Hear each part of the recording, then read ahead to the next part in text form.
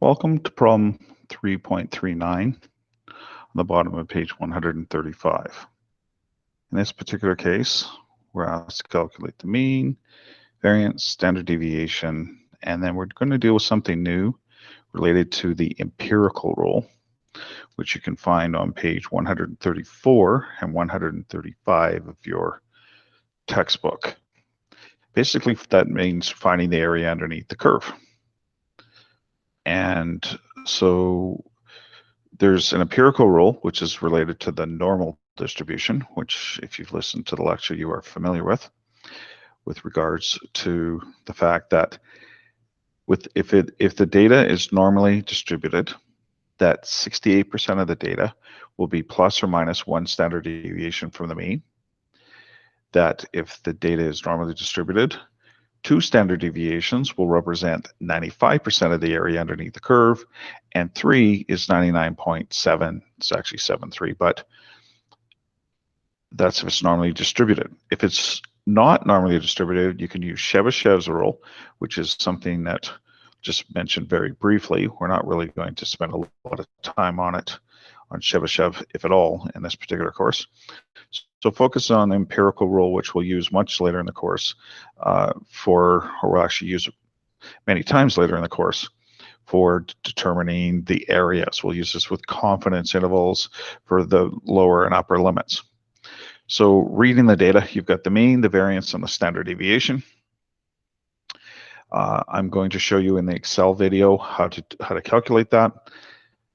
And then you take the mean, you subtract 1 standard deviation, which is 279.3546, and you get negative 2.86 for the lower part of 1 standard deviation, and you add the 279 to the 276, and you get the upper.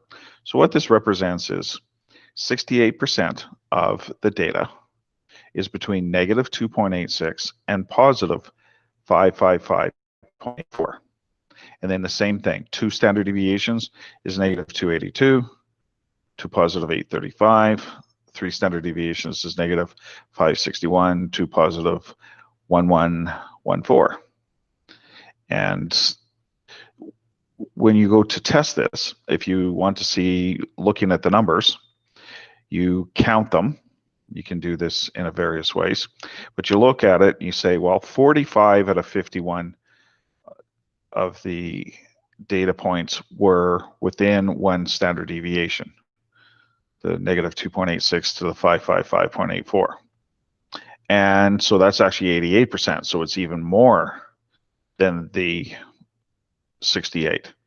You do the same thing for, and there's 48 states, so you're doing the same thing but testing for the 95, and in this particular case 48 out of 51 is 94. So because your distribution is not perfectly normal, and then 49 is 96.08. So what this represents is you actually have 88% of the data is within the first standard deviation, plus or minus. It's close, it's 94.12, not 95, so it's a little low for 2 standard deviations. And then 96.08 is a little low for 99.7. So what this would represent is you actually have a data set that is flatter, or it's wider, and it's fairly peaked. So what you can imagine is a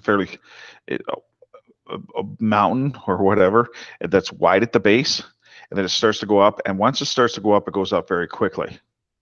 So if that helps, and I'll show you how to do this using Excel.